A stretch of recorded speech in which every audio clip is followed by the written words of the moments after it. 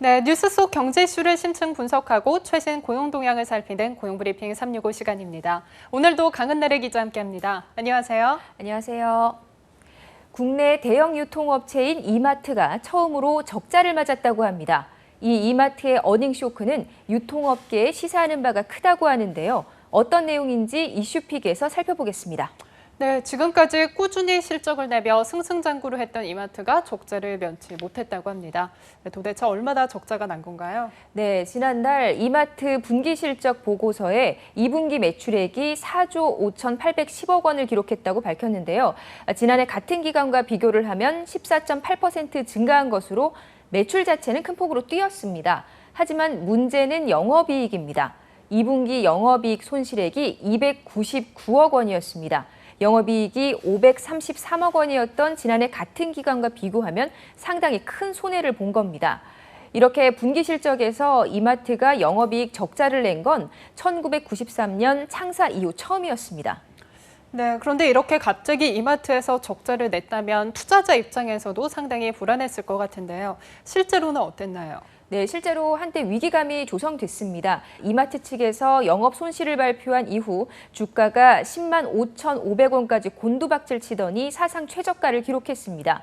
결국 이마트가 임시이사회를 열고 자사주 90만 주를 매입한 뒤에야 상황이 다소 안정 기미를 보였습니다.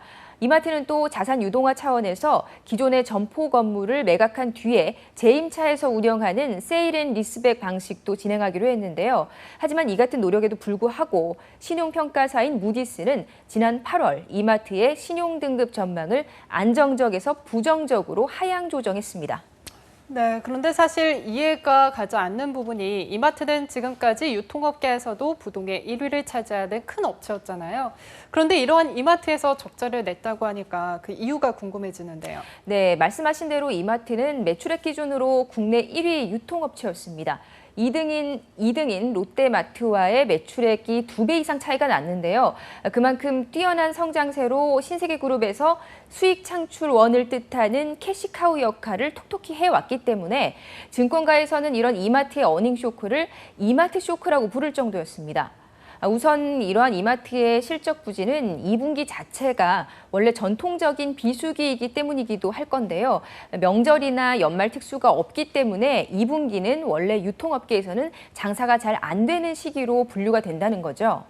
네, 하지만 그럼에도 불구하고 15년 넘게 매 분기마다 적자가 없었으니까 꼭 시기 탓만은 할 수는 없을 것 같은데요. 네, 물론 그렇습니다. 다른 이유는 솔로 이코노미 성장에 있습니다. 솔로 1인 가구의 경우에 마트에서 물건을 사기에는 너무 많고 이동도 번거롭다 보니까 가까운 편의점에서 간편하게 물건을 사는 경우가 많은데요.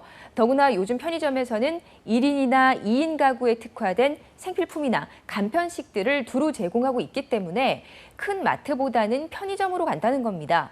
실제로 산업통상자원부가 발표한 지난 6월 주요 유통업체 매출 동향에 따르면요. 편의점 주요 3사의 매출은 전체 유통시장의 18.8%로 오프라인 채널 1위를 차지했을 정도입니다. 대형마트 3사는 18.6%라는 근소한 차이로 2위를 기록했습니다. 네, 그렇군요. 아무래도 1인 가구가 점점 늘어나고 있으니 유통업계 판도도 달라지고 있는 것 같습니다. 게다가 1인 가구는 편의점뿐만이 아니라 온라인 쇼핑도 선호를 하고 있잖아요. 네, 그렇습니다. 이마트 실적 부진의 세 번째 이유 역시 이러한 온라인 시장 성장에 있다는 분석이 나오는데요. 1인 가구는 물론 최근 전반적인 패턴이 오프라인에서 온라인 중심으로 변하면서 타격을 입게 된 거죠. 통계청에 따르면 올 6월 온라인 쇼핑 거래액은 지난해 같은 기간 대비해서 17.3% 증가한 10조 5천억 원을 기록했습니다. 업계에서는 올 한 해 총 거래액이 100조 원을 넘을 것이라고 예상하고 있습니다. 네, 아무래도 온라인 쇼핑을 해도 하루면 바로 배달을 받을 수 있잖아요. 아예 새벽 배송 서비스를 도입해서 전날 밤에만 주문을 하면 다음날 새벽에 바로 받을 수 있는 업체도 늘어났고요. 아무래도 이 때문에 전통적인 오프라인 마트가 경쟁력을 잃고 있지 않은가 싶은데요. 네, 그렇습니다. 온라인 쇼핑의 경우에 굳이 오프라인 매장을 찾지 않아도 바로바로 주문이 가능하다는 편리함이 있습니다. 또 물건도 다양한데 빠르기까지 하니까 점점 유통시장의 강자로 떠오르고 있는 건데요. 이 때문에 이마트 역시 지난 6월부터 새벽 배송을 시작했습니다. 하지만 온라인 시장과 경쟁해야 하는 것은 단순히 배송 속도만은 아닐 겁니다. 가격 경쟁도 해야죠. 최근에 온라인 업체들이 무차별적으로 가격 파괴 공세를 벌이고 있는 상황에서 이마트는 물론 다른 대형마트들 역시 가격 경쟁에 울며 겨자 먹기로 뛰어들고 있는데, 문제는 자사 오프라인의 매장이나 기업형 슈퍼마켓, 그러니까 SSM과도 취급 상품들이 겹치다 보니까 결국은 이게 제 살 깎아먹기 시기다, 이런 지적도 나오는 상황입니다. 네, 들어보니까 여러모로 악재가 겹친 것 같은데요. 이 때문에 대형마트 전반적으로 먹구름이 일고 있는 건가요? 네, 그렇습니다. 여기에 과거 소상공인들을 보호하기 위해서 대형마트와 SSM의 심야 영업을 금지하는 규제가 대형마트의 발목을 지금 잡고 있다는 지적도 나옵니다. 대형마트들도 오늘날 커지는 공룡은 다른 곳에 있는데 기존의 강자만 규제하는 정책이라면서 불만을 토로하고 있는데요. 미국의 거대 온라인 쇼핑 사이트인 아마존이 오프라인 업체들의 위기를 가져온 것과 같이 현재 우리나라 대형마트들도 이와 비슷한 위기를 겪고 있는 겁니다. 네, 아무래도 선례를 찾아보자면 아마존 같은 경우 업계에서 1, 2위를 다투던 각종 오프라인 매장들까지 문을 닫게 만들었잖아요. 이 같은 선례를 봤던 대형마트들이 이 온라인 시장의 성장에 잔뜩 긴장을 했을 것 같아요. 네, 그렇습니다. 그런데 이 경우에 오프라인 매장을 통해서 창출됐던 일자리들도 줄어들 것이라는 게 또 다른 문제입니다.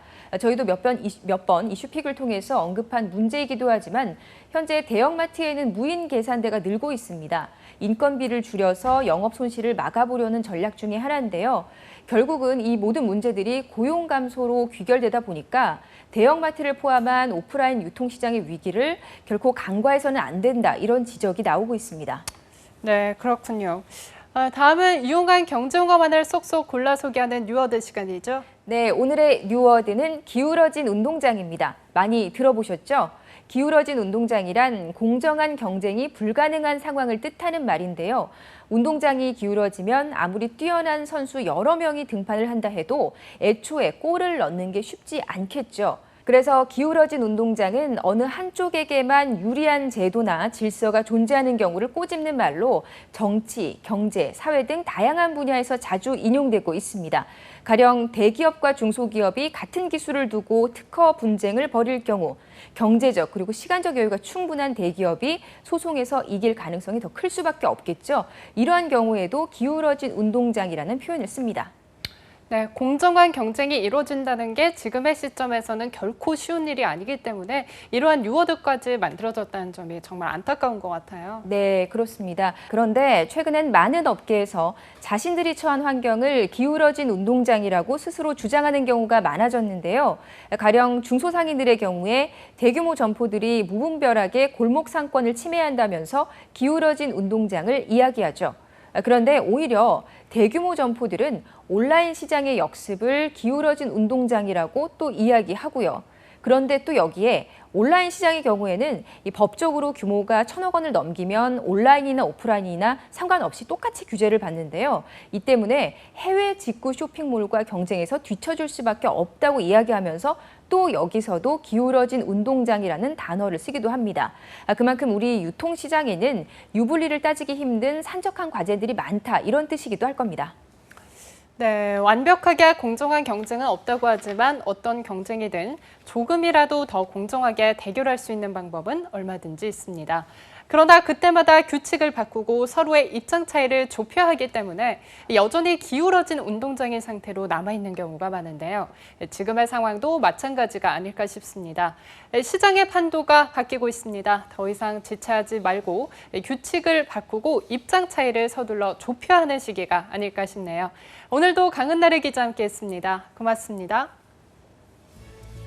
지금까지 고용브리핑 365였습니다.